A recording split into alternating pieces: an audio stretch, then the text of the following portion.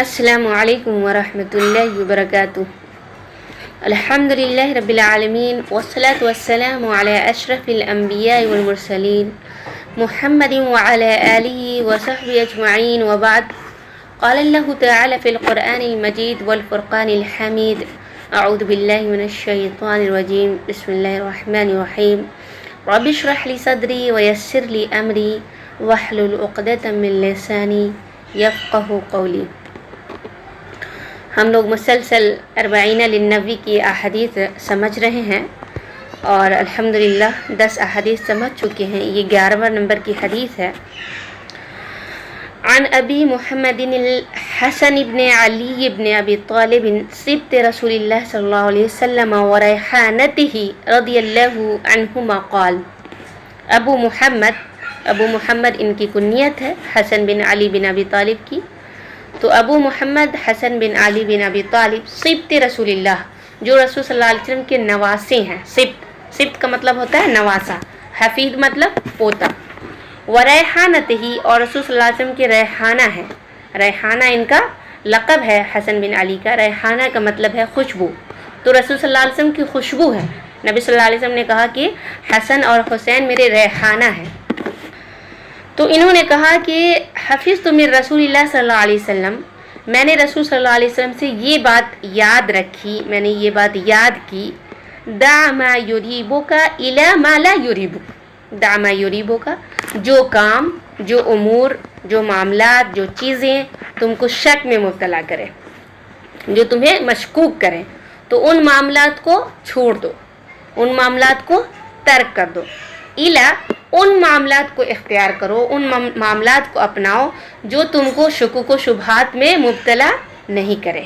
رواہ الترمذی والنسائی وقال الترمذی حدیث حسن صحیح۔ ترمذی اور نسائی نے روایت کیا ہے، اور ترمذی نے کہا کہ یہ حدیث جو ہے حسن صحیح ہے۔ ابن خزیمہ وغیرہ نے بھی اس کو صحیح قرار دیا ہے، اور امام ذہبی نے اس کی موافقت کی ہے۔ تو اس حدیث میں سب سے پہلے تو یہ جان لیں کہ نبی صلی اللہ علیہ وسلم جو ہیں، آپ کو 5 جو معجزات عطا کیے گئے تھے، تو ان میں سے ایک معجزہ ہے جوامع الکلم، یعنی آپ کو جوامع الکلم عطا کیا گیا ہے۔ جوامع الکلم کیا ہے؟ ایک مختصر سی بات کے ذریعے بہت ساری باتیں رکھ دینا۔ آپ نے ایک مختصر سی بات کہی، بہت چھوٹی سی عبارت ہے کہ مشکوک کام نہ کرو اور ان کاموں کو کرو جن میں شک نہ ہو۔ تو یہ جو ہے مشکوک کاموں کو نہ کرنا اور ان کاموں کو کرنا جو شک میں نہ ڈالے، اس سے انسان کو ندامت نہیں ہوتی ہے، شرمندگی نہیں ہوتی ہے، اور یہ مختصر سی عبارت کے ذریعہ آپ نے مومنوں کو بہت سی الجھنوں اور پریشانیوں سے بچا دیا ہے۔ کوئی بھی گفتگو، کوئی بھی بات، کسی پہ الزام لگانے سے پہلے، کسی سے بدگمان ہونے سے پہلے، کسی بات پہ یقین کرنے سے پہلے، تصدیق کرنے سے پہلے کیا کرنا چاہیے؟ تحقیق کر لینا چاہیے۔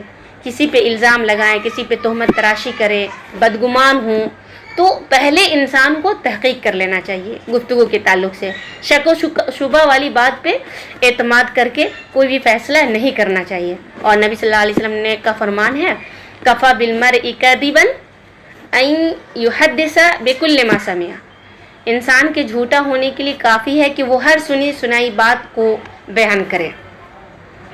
اور جہاں تک معاملات کی بات ہے، عبادات کی بات ہے، تو ان میں بھی جو معاملات واضح ہیں اور جو حلال امور واضح ہیں، جو حرام واضح ہیں، انہی کو کرنا ہے، حرام کو چھوڑنا ہے، اور جو شکوک و شبہات والی چیز ہے اس سے دور رہنا ہے۔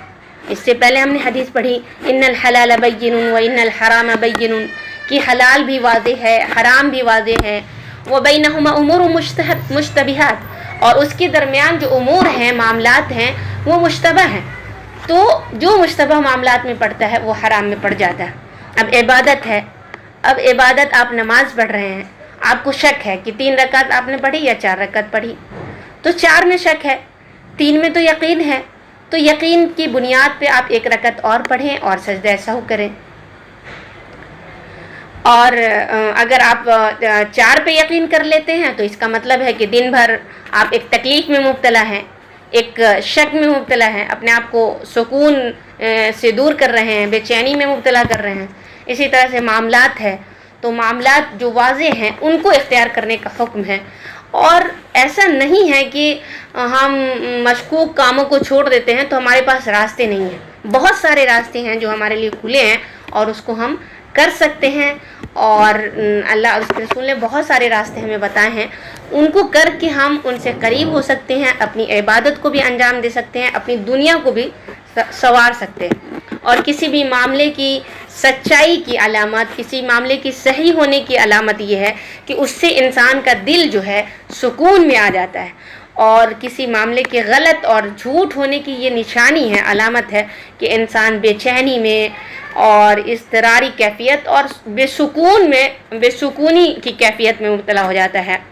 اسی حدیث کے آخر میں مزید یہ الفاظ ہے فَإِنَّ الصِّدْقَ طَمَانِينَةٌ وَالْكِذْبَ رِيبَةٌ، کیونکہ سچائی جو ہے وہ باعث اطمینان ہے، سچائی اطمینان کا ذریعہ ہے، اور جھوٹ شک جو ہے وہ بے چینی کا ذریعہ ہے، اور شک ہے جھوٹ۔ تو اللہ تعالی ہمیں توفیق دے کہ ہم ان کاموں پہ اکتفا کریں جو ہمارے لیے واضح ہیں، جو بالکل صاف اور شفاف ہیں، اور ان کاموں سے بچیں جو ہمارے لیے مشکوک ہیں، جو ہم پہ واضح نہیں ہیں، ان سے ہمیں اجتناب کرنا چاہیے۔ اور ایک مومن جو ہے یہ بہت بڑی ہدیہ ہے نبی صلی اللہ علیہ وسلم کا، بہت بڑا تحفہ ہے جو ایک چھوٹی سی عبارت کے ذریعے آپ نے مومنوں کو رہنمائی کی ہے۔ تو اللہ تعالی ہمیں اس کی توفیق دے کہ ہم اپنی زندگیوں میں اس کو اپنائیں۔ آمین ثم آمین۔ سبحانک اللہم و بحمدک، اشہد ان لا الہ الا انت، استغفرک و اتوب الیک۔ والسلام علیکم ورحمۃ اللہ وبرکاتہ۔